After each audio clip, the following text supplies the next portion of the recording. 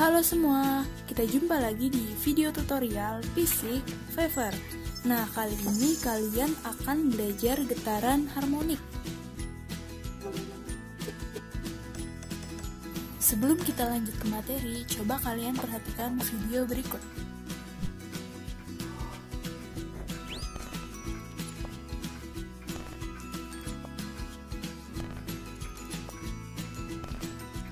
Jika digambarkan, gerak dari jam bandul tersebut kurang lebih seperti ini. Peristiwa ini merupakan salah satu contoh getaran harmonik. Nah, dari video serta animasi yang sudah ditayangkan, dapatkah kalian mendefinisikan apa itu getaran harmonik?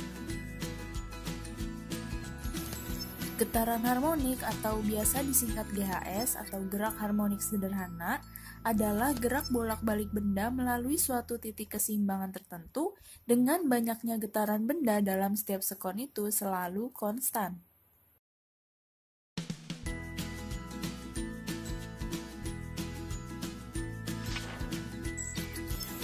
Nah, GHS ini termasuk ke dalam gerak periodik karena memiliki siklus.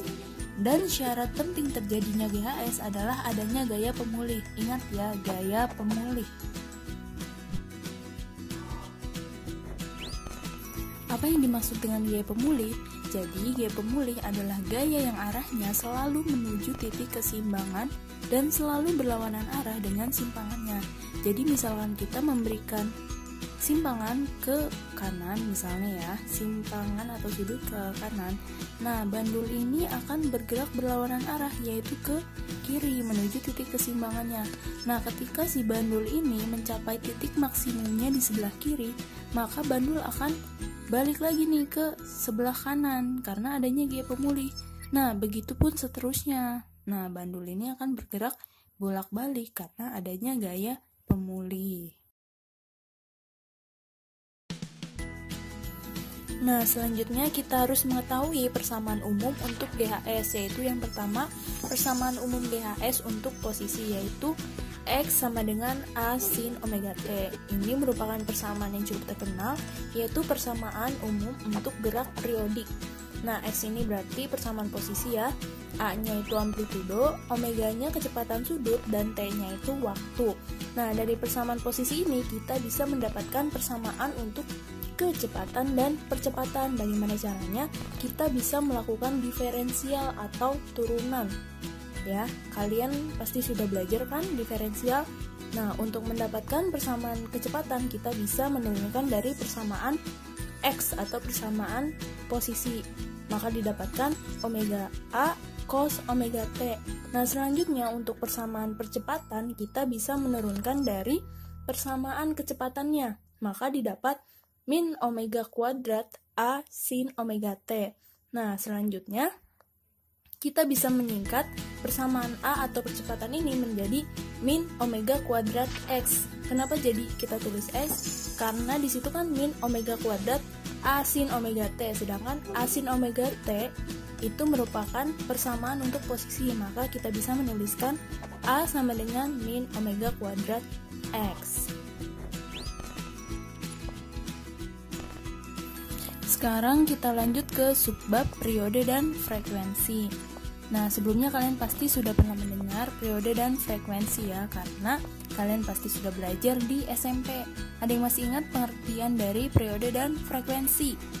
Apa itu periode? Nah, periode adalah waktu yang dibutuhkan untuk melakukan satu kali getaran. Makanya persamaannya bisa kita tuliskan T besar atau periode sama dengan T kecil per N, atau periode sama dengan waktu per banyaknya getaran.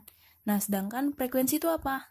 Frekuensi itu kebalikan dari periode, yaitu banyaknya getaran yang terjadi tiap second. Makanya bisa kita tulis F frekuensi sama dengan banyaknya getaran per waktu.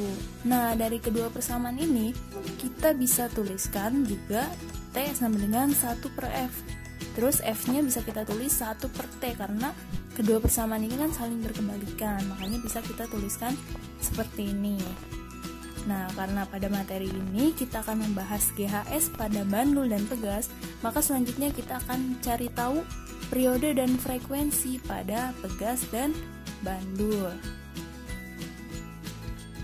Coba perhatikan animasi berikut. Nah, sekarang yang disebut satu kali getaran pada bandul yaitu ketika bandul misalnya bergerak dari posisi A, kemudian dia kembali lagi ke posisi A, itu yang dinamakan satu getaran. Atau misalkan dia bergerak dari posisi C, kemudian dia kembali lagi ke posisi C. Nah, jadi kalau misalnya kita tuliskan satu getaran itu geraknya dari A ke B, ke C, ke B, kemudian kembali lagi ke A, itu yang dinamakan satu getaran.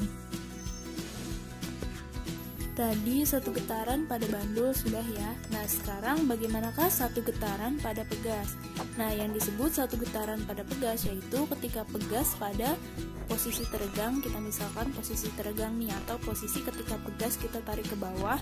Nah, kemudian si pegas ini kembali lagi ke posisi teregang, itu yang dinamakan dengan satu kali getaran. Atau kita misalkan nih, kita tuliskan A, B, C, maka pegas itu bergerak dari posisi B ke posisi A, kemudian ke posisi C, ke posisi A, kemudian kembali lagi ke posisi B. Itu yang dinamakan satu kali getaran. Selanjutnya, berapakah nilai periode dan frekuensi pada bandul dan pegas? Nah, di sini akan diringkas dalam bentuk tabel agar mudah ya.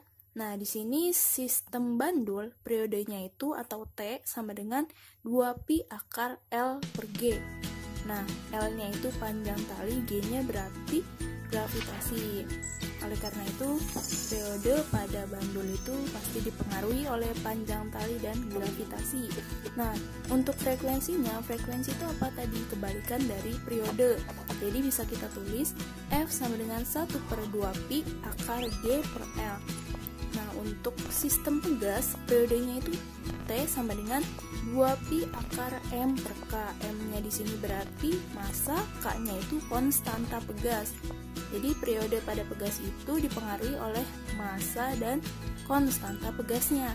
Nah, untuk frekuensinya atau kebalikannya bisa kita tulis jadi 1/2pi akar K per M.